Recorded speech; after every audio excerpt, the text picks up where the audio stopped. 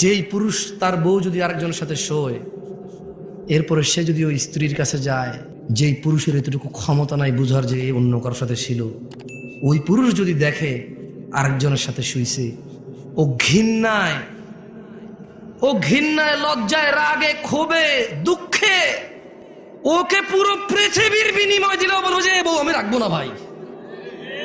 যার ভিতরে ন্যূনতম লজ্জাবোধ আছে, গায়রাত আছে, গায়রাত মানে বোঝেন আত্মমর্যাদা, কি মর্যাদা, সে রাখবে না। তো বলবো যে ভাই এত কিছু জানি না, আমি জুলুমের শিকার হয়ে গেছি, ওর মোহর কত 20 লাখ, এ ভাই একটা কিডনি খুল লইয়া যায়, এর সরা দেখলে আমার মেজাজ গরম হয়।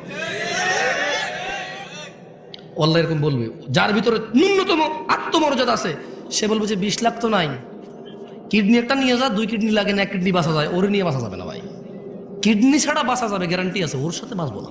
ও আমাকে ধোকা দিছে, ও আমার বংশ মর্যাদা নষ্ট করছে।